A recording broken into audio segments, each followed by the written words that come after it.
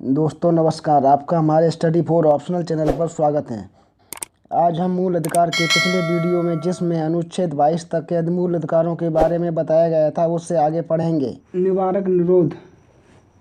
अनुच्छेद 22 के खंड 4 में निवारक निरोध भारतीय संविधान का सबसे अधिक विवादास्पद प्रावधान है। संविधान में निरोध की परिभाषा नहीं दी गई है। निवारक निरोध वास्तव में किसी प्रकार का अपराध किए जाने से पूर्व और बिना किसी प्रकार की न्यायिक प्रक्रिया की ही नज़रबंदी है। निवारक निरोध का उद्देश्य व्यक्ति को अपराध के लिए दंड देना नहीं बल्कि उसे अपराध करने से रोकना होता है। निवारक निरोध सामान्य काल और संकट काल में लागू। संविधान के अनुसार निवारक निरोध सामान्य काल तथा संकट काल दोनों में लागू होता है। इतिहास में किसी भी प्रजातंत्रात्मक राज्य में ऐसी व्यवस्था नहीं पाई जाती। ब्रिटेन और अमेरिका जैसे प्रजातंत्रात्मक राज्यों में केवल युद्ध काल में ही इसका आश्रय लिया जाता है, लेकिन भारतीय संविधान युद्ध और शांति दोनों समय के लिए निवारक निरोध की व्यवस्था करता है। निवारक निरोध अधिनियम 1950 अनुच्छेद 22 के भाग 4, 5 और 6 में निवारक निरोध का प्रावधान किया गया है। इसके अंतर्गत संसद के द्वारा 1950 में निवारक नज़रबंदी अधिनियम पारित किया गया। समय समय पर इस अधिनियम की अवधि बढ़ाई जाती रही है। यह अधिनियम 31 दिसंबर 1969 तक चला था। इस काल में विरोधी दलों द्वारा अनेक बार यह आरोप लगाया गया कि शासन के द्वारा इस अधिनियम की व्यवस्था का उपयोग अपने राजनीतिक लक्ष्यों को प्राप्त करने के लिए किया जा रहा है। सन 1969 में कांग्रेस को बहुमत न मिलने के कारण इस अधिनियम की अवधि नहीं बढ़ाई जा सकी थी। कोई भी अधिकार मौलिक अधिकार है या नहीं, इसके लिए यह आवश्यक नहीं है कि उसका किसी विशिष्ट अनुच्छेद में उल्लेख किया गया हो। किसी अनुच्छेद में उल्लेखित किए बिना भी वह मौलिक अधिकार माना जाएगा यदि वह विशिष्ट मौलिक अधिकार का अभिन्न अंग है तो। कि मूल प्रकृति उसी अधिकार की तरह है जिसका उल्लेख संविधान में खुले रूप से किया गया है। जैसे अनुच्छेद 21 में विदेश भ्रमण, निःशुल्क विधिक सहायता, मानव गरिमा, एकांत का अधिकार, आश्रय का अधिकार मौलिक अधिकार माने गए हैं। हाल के निर्णय में उच्चतम न्यायालय ने मानवाधिकारों को बहुत अधिक महत्व दिया है। अनेक अधिकारों को अनुच्छेद 21 के अंतर्गत शामिल किया है जो मानव जीवन को पूर्ण बनाने के लिए, गरिमा से जीने के लिए आवश्यक हैं। राज्य पर उन्हें पर्याप्त संरक्षण प्रदान करने का दायित्व आरोपित किया है। न्यायालय ने कारागार में बंद कैदियों के प्रति अमानवीय क्रूर व्यवहार के विरुद्ध संरक्षण, महिलाओं के प्रति किए गए अमानवीय अत्याचारों के विरुद्ध संरक्षण, शुद्ध जल एवं स्वास्थ्य के अधिकार, बच्चों के विरुद्ध किए गए अत्याचारों से उनका संरक्षण, आश्रय का अधिकार, चिकित्सा सहायता पाने का अधिकार आदि अनेक मानवाधिकारों को संरक्षण प्रदान किया है। आंतरिक सुरक्षा व्यवस्था अधिनियम 1971, maintenance of internal security act 1971 Misa. 7 मई 1971 को राष्ट्रपति ने आंतरिक सुरक्षा व्यवस्था अध्यादेश जारी किया और जून 1971 को इस अध्यादेश ने कानून का रूप धारण कर लिया। इस कानून को ही बोलचाल में मीसा के नाम से जाना जाता है। मीसा की व्यवस्था निवारक निरोध अधिनियम से भी कठोर है। इस निवारक अधिनियम के अंतर्गत नज़रबंदी की अधिकतम अवधि 1 वर्ष थी। मीसा में यह व्यवस्था की गई कि एक व्यक्ति को परामर्शदाता मंडल से सलाह प्राप्त किए बिना संकट काल की अवधि में अधिक से अधिक 21 माह तक नज़रबंद रखा जा सकता है। इस कानून द्वारा किसी भी ऐसे व्यक्ति को नज़रबंद किया जा सकता था जो कि भारत की प्रतिरक्षा, सुरक्षा, समाज के लिए आवश्यक आपूर्ति और सेवाओं की सुरक्षा के लिए विरुद्ध कार्रवाई कर सकता है। मीसा की इस व्यवस्था को 1974, 75 और 76 में राष्ट्रपति द्वारा आदेश जारी कर और अधिक कठोरता प्रदान कर दी गई। निवारक निरोध अधिनियम की वर्तमान स्थिति। निवारक निरोध कानून की व्यवस्था संविधान सभा में बहुत अधिक विवाद का कारण बनी थी। संविधान लागू किए जाने के बाद अनेक पक्षों द्वारा इसकी आलोचना की गई। 1975 में घोषित आपातकाल के अंतर्गत तो निवारक निरोध और मीसा की व्यवस्था का बहुत अधिक दुरुपयोग किया गया था। निवारक निरोध और मीसा के विरुद्ध प्रतिक्रिया उत्पन्न होना स्वाभाविक था। 1977 में सत्तारूढ़ जनता पार्टी द्वारा अपने चुनाव घोषणा पत्र में मीसा की व्यवस्था को समाप्त करने का आश्वासन दिया गया था। केंद्र में बीजेपी आपातकाल के बहाने विपक्षी दल कांग्रेस को घेरने लगी थी। जून 1975 में लगाया गया आपातकाल कांग्रेस की सबसे बड़ी भूल थी, जिसका दंश आज तक पार्टी झेल रही है।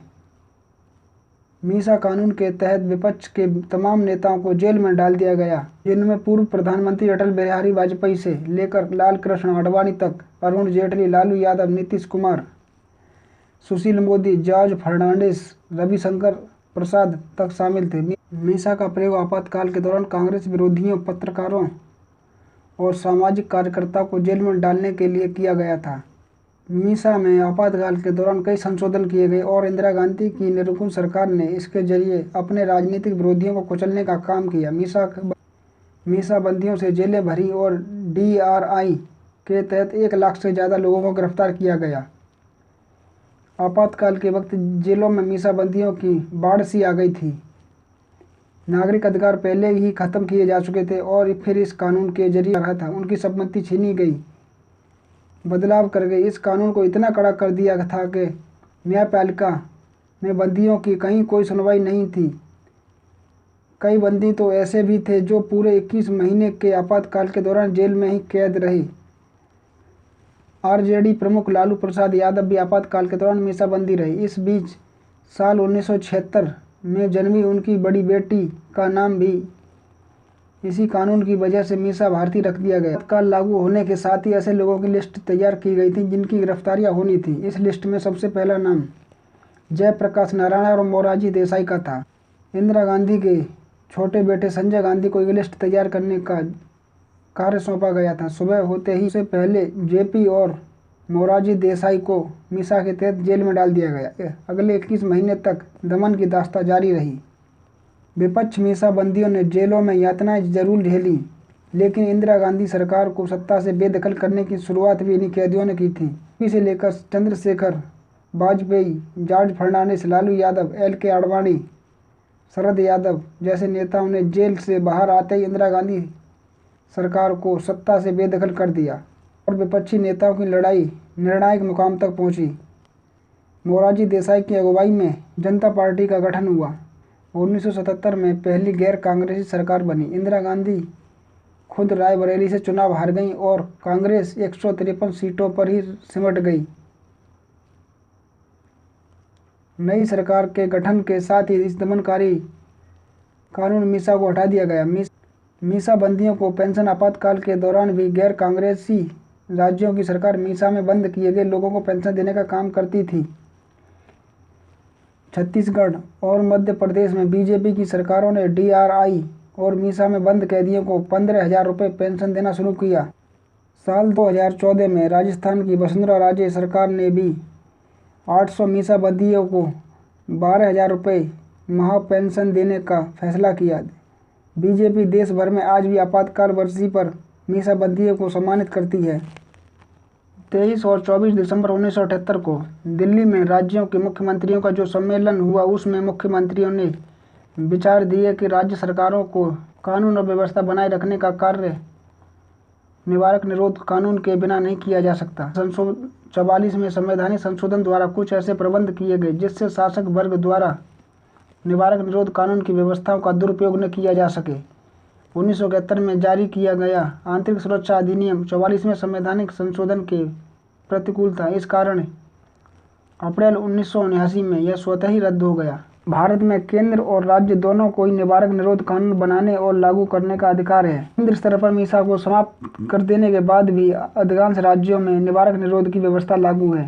राष्ट्रीय सुरक्षा अधिनियम 24 सितंबर 1983 को सरकार ने राष्ट्रीय सुरक्षा अध्यादेश के नाम से एक और निवारक निरोध अध्यादेश जारी किया, जिसका उद्देश्य सांप्रदायिक और जातीय बलों और देश की सुरक्षा के लिए खतरनाक गतिविधियों के लिए उत्तरदायी व्यक्तियों को निरुद्ध करना था। इसके अधीन निरोध की तिथि से 10 दिनों के भीतर निरोध के आधार बताए जाने का उपबंध है। निरुद्ध व्यक्ति निरोध की विधि मान्यता को न्यायालय में चुनौती दे सकता है। 1984 में पंजाब में आतंकवाद से उत्पन्न विशेष स्थिति से निपटने के लिए राष्ट्रीय सुरक्षा कानून की व्यवस्था को और भी अधिक कठोर बना दिया गया। 5 अप्रैल 1984 को राष्ट्रपति ने एक अध्यादेश जारी किया जो केवल पंजाब और केंद्र शासित क्षेत्र चंडीगढ़ से संबंधित था। 22 जून 1984 को राष्ट्रीय सुरक्षा कानून अध्यादेश 1984 जारी किया गया। अध्यादेश में कहा गया कि यह जम्मू कश्मीर राज्य को छोड़कर पूरे भारत में लागू होगा। इसके आधार पर राष्ट्रीय सुरक्षा कानून की व्यवस्था में कुछ परिवर्तन करके इसे और कठिन बना दिया गया। कि पहला संशोधन किया गया कि किसी व्यक्ति को नज़रबंदी के आदेश की अवधि खत्म होने के या आदेश रद्द हो जाने के बाद नया आदेश जारी करके उसे नज़रबंद किया जा सकेगा। दूसरा संशोधन किया गया कि नज़रबंदी के हर कारण पर अदालतों को अलग अलग विचार करके फैसला करना होगा। अभी तक यह स्थिति थी कि नज़रबंदी के अनेक कारणों में से किसी एक को भी अदालत अवैध पाती तो नज़रबंदी को गैर कानूनी घोषित करके नज़रबंद को रिहा करने का फैसला दे देती थी, लेकिन अब ऐसा नहीं है। तीसरा आदेश यह किया गया कि एक व्यक्ति के खिलाफ दूसरी बार नज़रबंदी आदेश जारी करने पर संपूर्ण नज़रबंदी की कुल अवधि पंजाब और चंडीगढ़ के प्रदेशों में 2 वर्ष और शेष देश में 1 वर्ष से ज़्यादा नहीं होगी। टाडा अर्थात आतंकवाद एवं विध्वंस गतिविधियाँ पंजाब, कश्मीर और अन्य राज्यों में बढ़ रही आतंकवादी गतिविधियों पर अंकुश लगाने के लिए सन 1985 में लागू किया गया था। 30 धाराओं से संबंधित इस कानून में प्रावधान है। पुलिस अधीक्षक स्तर पर पुलिस अधिकारी के समक्ष दिए गए बयानों, संस्वीकृतियों को अपराधी के विरुद्ध साक्ष्य माना जाएगा। गवाहों के नाम एवं पते गुप्त रखे जाने का प्रावधान है ताकि कोई भी व्यक्ति निडर होकर बयान दे सके। कुछ राज्यों में टाडा का दुरुपयोग हुआ और कुछ ऐसे लोग बंदी बना लिए गए जिनका संबंध आतंकवादी गतिविधियों से नहीं था। राष्ट्रीय मानव अधिकार आयोग ने टाडा की धारा 15 और 16 पर विशेष आपत्ति दी और आयोग का कहना था कि टाडा की धारा 15 का प्रावधान संविधान के अनुच्छेद 20 की अवहेलना कर टाडा के विरोध किए जाने के कारण है। नंबर 1, पुलिस अभियुक्त को 180 दिनों तक हिरासत में रख सकती थी। इसके बाद कार्यकारी दंडाधिकारियों के समक्ष उपस्थित कर फिर अगले 180 दिनों तक हिरासत में रख सकती थी। तो पुलिस के समक्ष की गई अपराध स्वीकृति को सबूत माना जा सकता था। नंबर 3, टाडा का मुकदमा एक राज्य से दूसरे राज्य या अदालत में स्थानांतरित किया जा सकता था। नंबर 4, अभियुक्त को आरोपी और गवाहों की जानकारी से वंचित रखा जाता था। नंबर 5, टाडा की अपील मात्र 30 दिनों के भीतर केवल सर्वोच्च न्यायालय में की जा सकती थी। 23 मई 1995 को टाडा की अवधि समाप्त हो गई और संघ सरकार टाडा के स्थान पर नया अपराध निरोध कानून बनाने का विचार करने लगी। पोटो से पोटा आतंकवाद निरोध अध्यादेश 2001 पोटो 24 अक्टूबर 2001 को लागू किया गया। इस अध्यादेश में आतंकवाद की एक व्यापक परिभाषा दी गई थी। पोटो के अंतर्गत अधिकतम मृत्यु दंड और कम से कम 5 वर्ष की कैद का प्रावधान था। इसमें 3 प्रमुख संशोधनों के साथ 31 दिसंबर 2001 से पोटो नए रूप में लागू किया गया। इस संशोधित अध्यादेश को आतंकवाद निरोधक अध्यादेश द्वितीय के नाम से जाना गया। 26 मार्च 2002 को संसद की संयुक्त बैठक में पोटो के स्थान पर पोटा आतंकवाद निरोध विधेयक पारित कर दिया गया, जिसे 2 अप्रैल 2002 को राष्ट्रपति स्वीकृति मिलने के बाद तत्काल प्रभाव से लागू कर दिया गया। पोटा के मुख्य प्रावधान। पोटा के तहत गिरफ्तारी में 1 वर्ष तक जमानत नहीं हो सकती। बिना मुकदमे का विचारण किए 90 दिनों तक हिरासत में रखने का प्रावधान है। कत्लेआम मचाने वाले आतंककारियों को मौत की सजा का संभव है। कत्लेआम मचाने वाले आतंककारियों को मौत की सजा संभव। आतंककारियों की सहायता करने वालों की नकद या संपत्ति को जब्त करने का अधिकार है। पुलिस को निजी टेलीफोन टेप करने का अधिकार पुलिस के समक्ष दिया गया बयान साक्ष्य के रूप में मान्य है। इसमें कुछ सुरक्षात्मक प्रावधान भी किए गए थे। अभियुक्त के खिलाफ जांच पुलिस उप अधीक्षक या उससे बड़ा अधिकारी करेगा। पुलिस के समक्ष दिया गया बयान 48 घंटे के भीतर मजिस्ट्रेट के समक्ष रिकॉर्ड होगा। यातना दिया जाने की शिकायत मिलने पर मजिस्ट्रेट अभियुक्त को मेडिकल जांच के लिए भेज सकता है। अभियुक्त का कानूनी प्रतिनिधि पूछताछ के दौरान कुछ समय के लिए उपस्थित रह सकेगा। पोटा रद्द। 21 सितंबर 2004 को केंद्र सरकार ने एक आदेश जारी कर पोटा को रद्द कर दिया। 6 दिसंबर 2004 को लोकसभा ने भी पोटा को रद्द करने संबंधी विधेयक पारित कर दिया। पोटा को समाप्त करने का इरादा संयुक्त प्रगतिशील गठबंधन यूपीए सरकार के साझा न्यूनतम कार्यक्रम में व्यक्त किया गया था। पोटा कानून को निरस्त कर दिए जाने के बाद भी इसके तहत दर्ज किए गए मुकदमों को वापस नहीं लिया जाएगा और प्रत्येक मामले की समीक्षा के बाद इस पर फैसला लिया जाएगा। इसमें शक नहीं है कि राज्य सरकारों ने पोटा का खुलकर दुरुपयोग किया। जयललिता सरकार ने बाइको और अन्य 8 लोगों को पोटा के तहत जेल में डाल दिया। मायावती सरकार ने राजा भैया, उनके पिता और अन्य रिश्तेदारों पर भी पोटा लगा दिया। पोटा की जगह गैर कानूनी गतिविधियां अधिनियम 1967 को अत्यधिक प्रभावी बनाकर आतंकवादी चुनौतियों का सामना किया जा सकता है। मीसा का औचित्य और मीसा की आलोचना। सर्वोच्च न्यायालय के न्यायाधीश महाजन ने एक निर्णय में कहा था कि निवारक निरोध कानून प्रजातांत्रिक संविधानों के प्रतिकूल है। विश्व के किसी भी प्रजातांत्रिक राज्य में वे नहीं पाए जाते। इसे भारतीय संविधान में मौलिक अधिकारों के अध्याय में स्थान दिया गया है। न्यायाधीश मुखर्जी ने भी अपने एक निर्णय में निवारक निरोध कानून की आलोचना की है।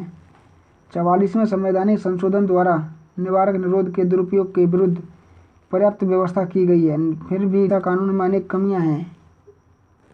इसमें 2 महीने की नज़रबंदी का समय भी अधिक है और यह अवधि 15 दिन या अधिक से अधिक 1 माह होनी चाहिए।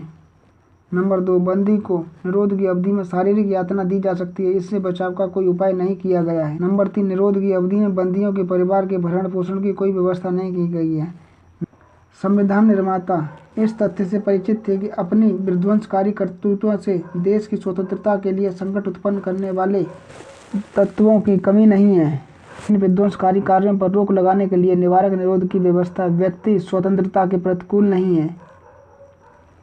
गोपालन बनाम मद्रास राज्य के विवाद में न्यायाधीश पतंजलि शास्त्री ने निवारक निरोध के बारे में कहा था कि इस भयावह उपकरण की व्यवस्था जिसका प्रजातांत्रिक संविधान में कोई स्थान नहीं है, जो मौलिक अधिकार की पवित्रता के प्रतिकूल और संविधान में की गई प्रतिज्ञाओं के विरुद्ध है, उन समाज विरोधी तथा विध्वंसकारी तत्वों के विरुद्ध की गई है जिससे नवजात प्रजातंत्र के राष्ट्रीय हित को खतरा है। निवारक निरोध की व्यवस्था एक भरी हुई बंदूक के समान होती है जिसका किसी भी रूप में प्रयोग किया जा सकता है, जो व्यक्ति की रक्षा भी कर सकती है और उसकी हत्या भी। इसलिए बंदूक का प्रयोग बहुत अधिक सावधानी से और विवेकपूर्वक किया जाना चाहिए। शोषण के विरुद्ध अधिकार। अनुच्छेद 23 और 24। अनुच्छेद 23 के अनुसार बेगार तथा अन्य किसी प्रकार का जबरदस्ती लिया गया श्रम निषिद्ध ठहराया गया है, जिसका उल्लंघन विधि के अनुसार दंडनीय अपराध है। भारत में सदियों से किसी न किसी रूप में दासता की प्रथा थी, जिसके अनुसार हरिजन खेतीहर श्रमिकों तथा स्त्रियों पर विभिन्न प्रकार के अत्याचार किए जाते थे। नए संविधान में मानवीय शोषण के इन सभी रूपों को कानून के अनुसार दंडनीय घोषित कर दिया गया है। इस अधिकार का एक महत्वपूर्ण अपवाद भी है। राज्य सार्वजनिक उद्देश्य से अनिवार्य श्रम की योजना लागू कर सकता है, लेकिन ऐसा करते समय राज्य नागरिकों के बीच धर्म, मूल, वंश, जाति, वर्ण या सामाजिक स्तर के आधार पर कोई भेदभाव नहीं करेगा। बाल श्रम निषेध। अनुच्छेद 24 में कहा गया है कि 14 वर्ष से कम आयु वाले किसी बच्चे को कारखानों, खानों या अन्य किसी जोखिम भरे कामों पर नियुक्त नहीं किया जा सकता, लेकिन बच्चों को अन्य किसी प्रकार के कार्यों में लगाया जा सकता है। भारत के अनेक भागों में शोषण का एक रूप बंधक मजदूरी के रूप में प्रचलित था, जिसे समाप्त करने के लिए 1975-76 में कुछ कदम उठाए गए। शोषण के विरुद्ध अधिकार का उद्देश्य एक वास्तविक सामाजिक लोकतंत्र की स्थापना करना है। धार्मिक आज़ादी का अधिकार।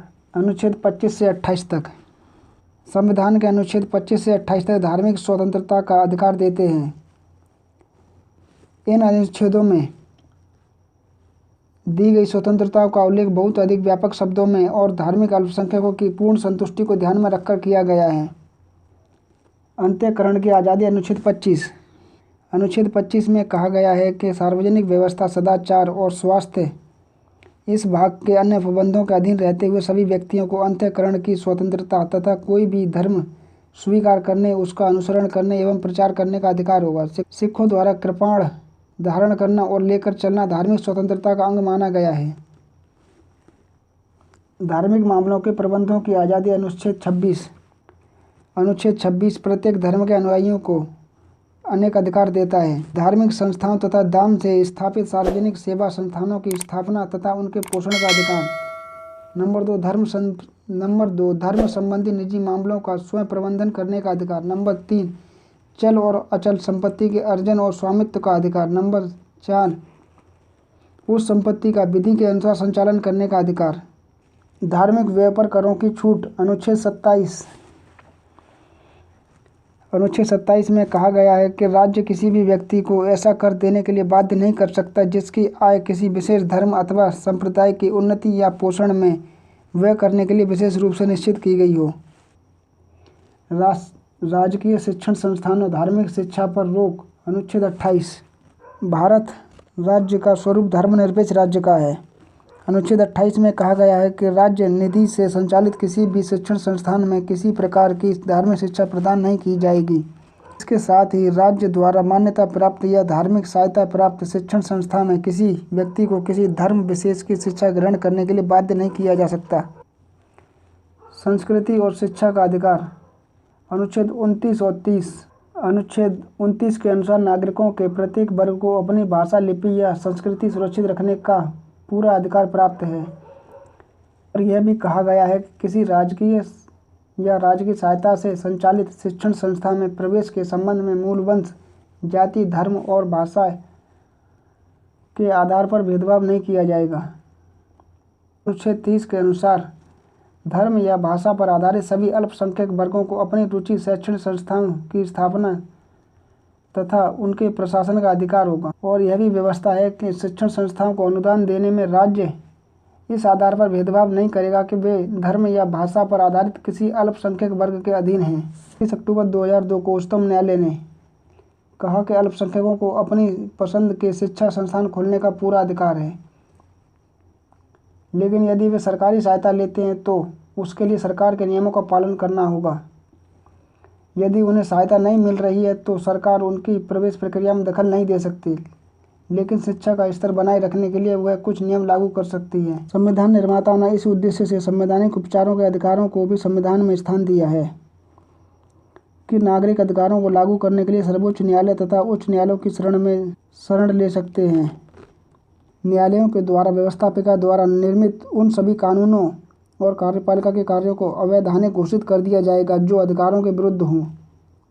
डॉक्टर अम्बेडकर ने कहा था, यदि कोई मुझसे पूछे कि संविधान में वह कौन सा अनुच्छेद है जिसके बिना संविधान शून्य हो जाएगा, तो इस अनुच्छेद 32 को छोड़कर मैं किसी और अनुच्छेद की ओर संकेत नहीं कर सकता। यह तो संविधान का हृदय तथा आत्मा है।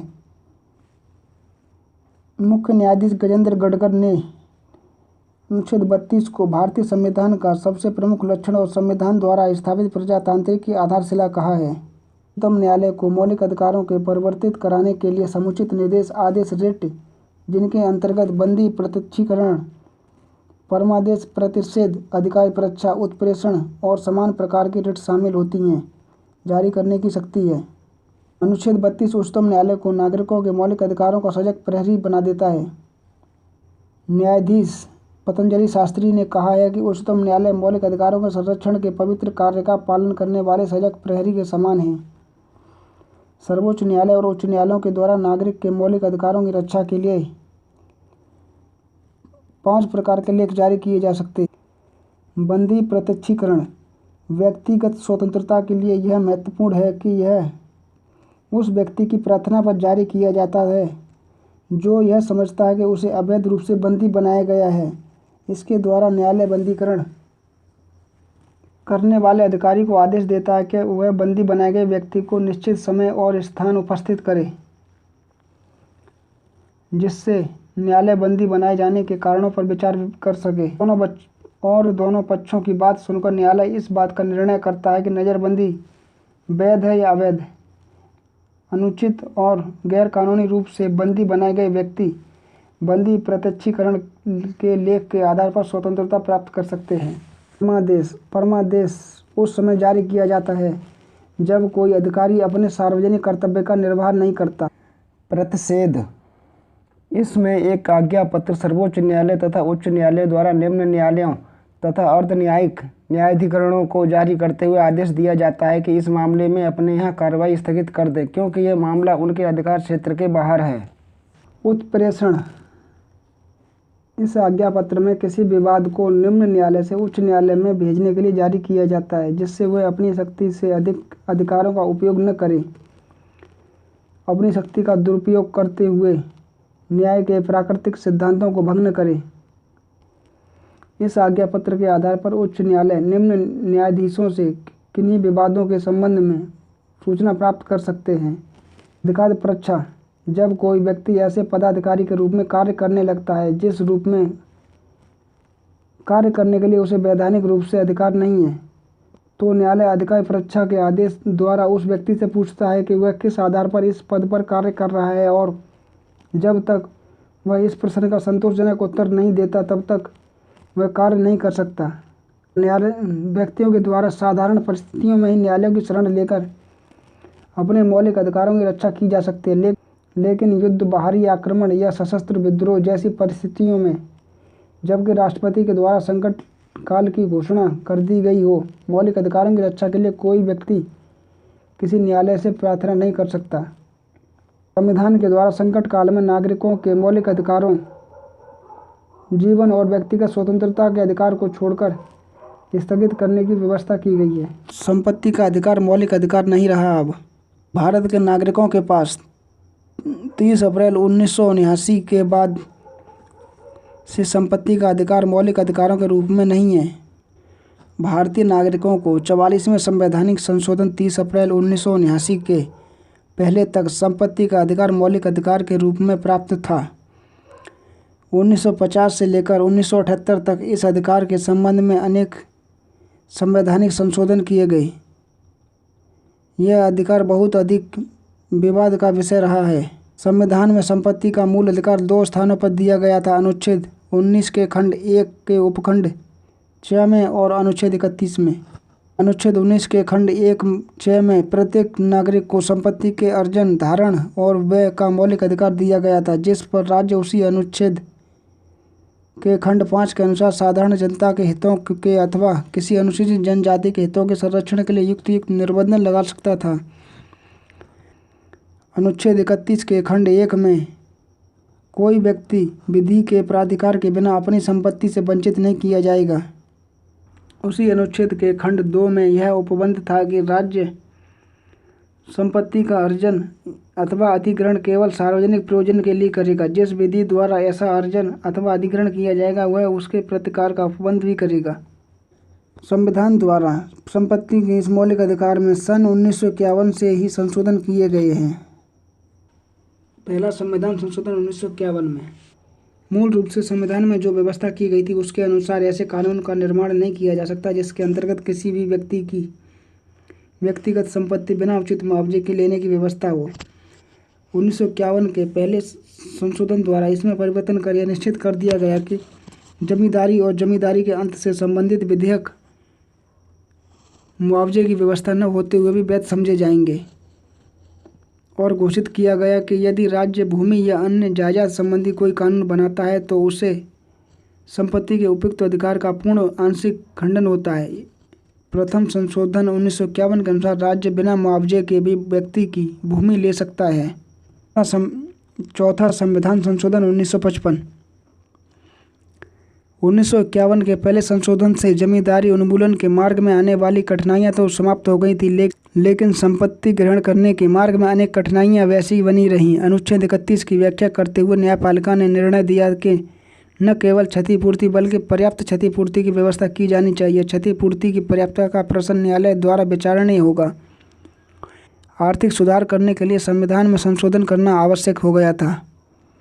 1955 में संविधान में चौथे संशोधन द्वारा निश्चित किया गया कि संपत्ति ग्रहण करने के बदले में राज्य के द्वारा क्षतिपूर्ति दी जानी चाहिए, लेकिन क्षतिपूर्ति की मात्रा विधानमंडल द्वारा निर्धारित की जाएगी और क्षतिपूर्ति की जांच न्यायपालिका द्वारा नहीं की जा सकेगी।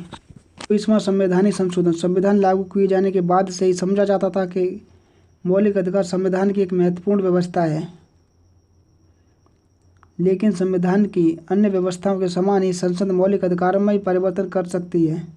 सन 1951 में शंकरी प्रसाद बनाम भारत संघ राज्य तथा 1966 में संविधान के 17वें संशोधन पर निर्णय देते हुए सर्वोच्च न्यायालय के द्वारा इस स्थिति को स्वीकार किया गया था, लेकिन 17 फरवरी 1967 को सर्वोच्च न्यायालय के द्वारा गोलकनाथ विवाद में जो निर्णय दिया गया उससे स्थिति परिवर्तित हो गई। इस बहुमत निर्णय में सर्वोच्च न्यायालय ने अपने ही पुराने निर्णय को अस्वीकार करते हुए कहा कि संसद मौलिक अधिकारों में कोई परिवर्तन नहीं कर सकती। इस निर्णय से ऐसी स्थिति उत्पन्न हो गई कि संसद आर्थिक और सामाजिक प्रगति की दिशा में बढ़ने के लिए या संविधान में दिए गए निर्देशक तत्वों को कार्य रूप में करने के लिए कोई कार्य नहीं कर सकती थी। संविधान में इस प्रकार का संशोधन करने का प्रस्ताव विचार करने लगा जिससे गोलकनाथ विवाद में दिया गया निर्णय रद्द हो सके। मार्च 1971 में लोकसभा चुनाव में कांग्रेस पार्टी गरीब, बेरोजगारी, सामाजिक असमानता को समाप्त करने का संकल्प व्यक्त किया था। 1971 में 24वें संवैधानिक संशोधन द्वारा यह निश्चित किया गया कि संसद को संविधान के किसी भी उपबंध को संशोधित करने का अधिकार होगा। 25वां संविधान संशोधन 1971 अनुच्छेद 31 को संशोधित कर अनुच्छेद 31 के बाद कुछ शब्दों को जोड़कर व्यवस्था की गई कि संपत्ति के सार्वजनिक दृष्टि से अर्जन और उसकी क्षतिपूर्ति की राशि को न्यायालय में चुनौती नहीं दी जा सकती। 29वां संविधान संशोधन 1972 केरल के भूमि सुधार के 2 कानूनों को संविधान की 9वीं सूची में शामिल कर लिया गया और उन्हें न्यायालय में चुनौती नहीं दी जा सकती थी। संशोधन द्वारा यह निश्चित किया गया कि यदि भूमि के सीमाकरण के व्यक्तिगत जोत की भूमि भी प्रभावित होती है तो राज्य के द्वारा वह भूमि प्राप्त की जा सकती है और व्यवस्थापिका द्वारा इस भूमि के बदले ऐसी क्षतिपूर्ति निश्चित की जा सकती है जो भूमि के बाजार मूल्य से कम हो। न्यायालय को क्षतिपूर्ति की धनराशि में विचार करने का अधिकार नहीं होगा। 34वां संवैधानिक संशोधन 1974 और 40वां संवैधानिक संशोधन 1976 भी इसी आधार के थे। 44वें संविधान संशोधन अधिनियम 1978 के पहले संपत्ति के मूल अधिकार के विषय में संविधान के भाग 3 में 4 प्रतिभूतियाँ थीं। नंबर 1, प्रत्येक नागरिक को संपत्ति के अर्जन, धारण, व्ययन का अधिकार होगा जिस पर राज्य युक्त निर्बंधन लगा सकेगा। नंबर 2, विधि के प्राधिकार के बिना किसी भी व्यक्ति को उसकी संपत्ति से वंचित नहीं किया जाएगा।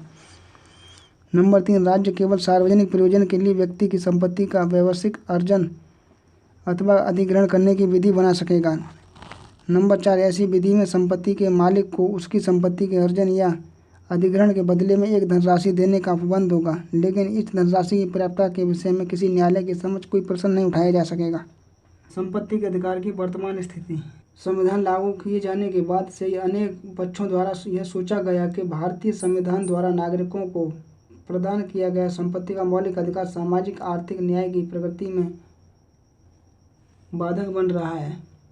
इस कारण संपत्ति के अधिकार को मौलिक अधिकार के रूप में नहीं बनाए रखा जाना चाहिए।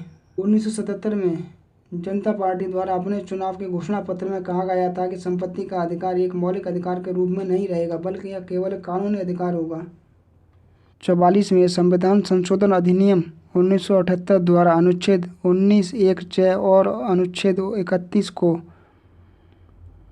अपने सभी उपखंडों सहित निरसित कर दिया गया और इसके साथ ही संविधान के भाग 12 में एक नया अध्याय 4 जोड़ दिया गया।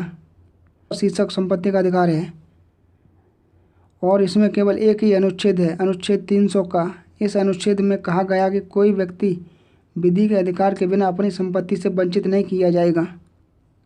राज्य को व्यक्तिगत संपत्ति लेने का अधिकार है, लेकिन ऐसा करने के लिए उसे किसी विधि का प्राधिकार प्राप्त होना चाहिए।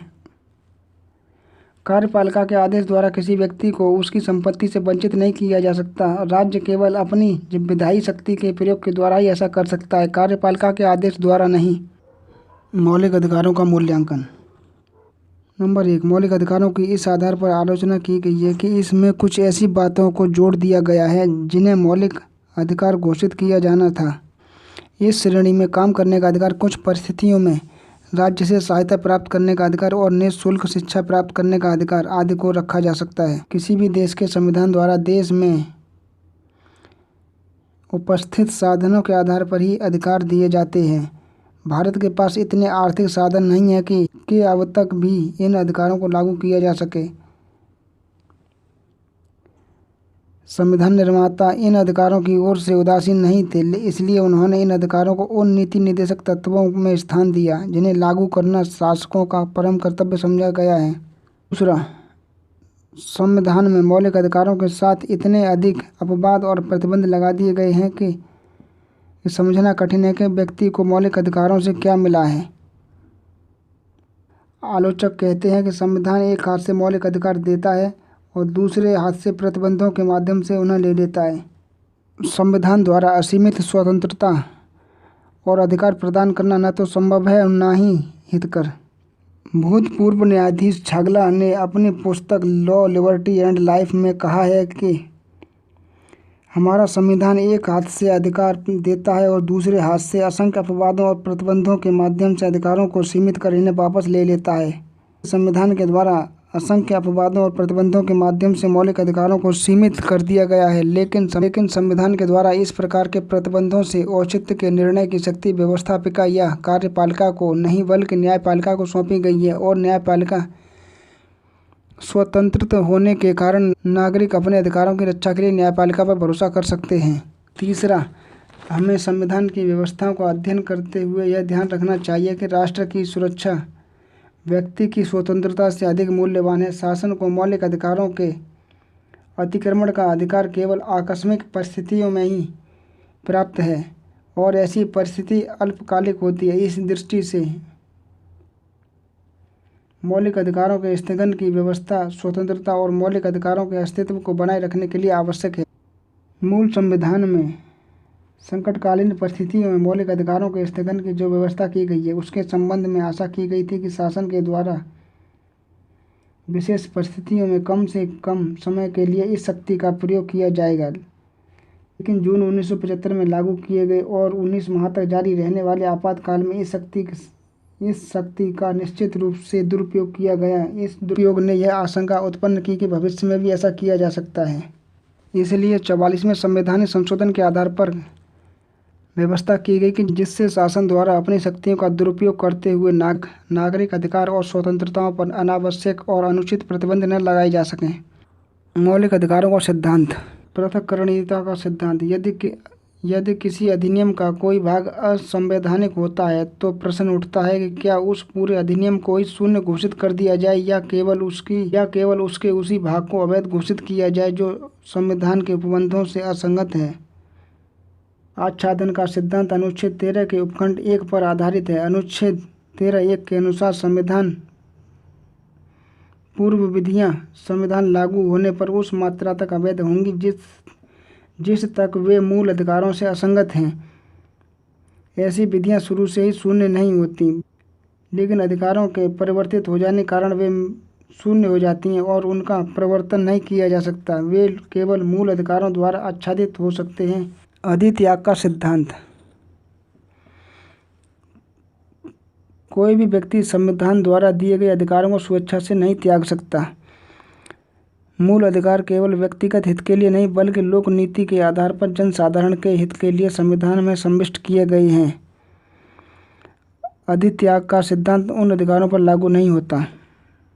भूतलक्षी नहीं है। अनुच्छेद 13 का प्रभाव भूतलक्षी नहीं है। संविधान पूर्व विधियां प्रारंभ से ही अवैध नहीं होती। मूल अधिकारों के असंगत संविधान पूर्व विधियां लागू होने के पश्चात ही अवैध होंगी। यदि किसी व्यक्ति ने संविधान लागू होने से पहले ऐसा कोई काम किया है जो उस समय किसी विधि के अनुसार अपराध था, तो वह संविधान लागू होने पर यह नहीं कह सकता कि उसे अपराध के लिए दंड नहीं दिया जाना चाहिए, क्योंकि संविधान ऐसे दंड को वर्जित करता है। मौलिक अधिकार का प्रभाव भूतलक्षी नहीं है बल्कि इसका भावी प्रभाव है। दोहरे जोखिम का सिद्धांत। अनुच्छेद 20 के खंड 2 में दोहरी जोखिम का सिद्धांत है। इसमें इस बात पर जोर दिया गया है कि किसी व्यक्ति को एक ही अपराध के लिए एक बार से अधिक दंडित नहीं किया जाएगा। यह किसी व्यक्ति को उन कार्रवाइयों से उन्मुक्ति प्रदान नहीं करता जो न्यायालय के समक्ष नहीं है। न्यायालय द्वारा अभियोजित और दोष सिद्ध सरकारी कर्मचारी को उसी अपराध के लिए विभागीय कार्रवाई के अंतर्गत भी दंडित किया जा सकता है। विभागीय रूप से दंडित व्यक्ति पर न्यायालय में अभियोग चलाया जा सकता है। मौलिक अधिकारों में वृद्धि की जाए। उच्चतम न्यायालय ने अपने अनेक निर्णयों में अनेक अधिकारों को मौलिक अधिकारों का भाग माना है और इसी दृष्टि से संविधान समीक्षा हेतु गठित राष्ट्रीय आयोग ने अपना प्रतिवेदन भी अनुशंसित दिया है, जिसमें अधिकारों को मौलिक अधिकार के अध्याय में जिन अधिकारों को मौलिक अधिकार में शामिल किया जाना चाहिए। नंबर 1 प्रेस की स्वतंत्रता। नंबर 2 सूचना पाने की स्वतंत्रता। नंबर 3 यातना और क्रूरता, अमानवीयता या कमीने व्यवहार अथवा दंड से निरोध। नंबर 4 विदेश भ्रमण और स्वदेश लौटने का अधिकार। नंबर 5 एकांतता का अधिकार। नंबर 6 14 वर्ष तक की आयु तक निःशुल्क प्रारंभिक शिक्षा का अधिकार। नंबर 7 स्वच्छ और स्वास्थ्यवर्धक पर्यावरण का अधिकार। नंबर 8 न्यायालय जाने का अधिकार। नंबर 2 विधिक सहायता का अधिकार। दोस्तों, अगर आपको हमारी वीडियो अच्छी लगे तो सब्सक्राइब, लाइक, कमेंट, शेयर कीजिए।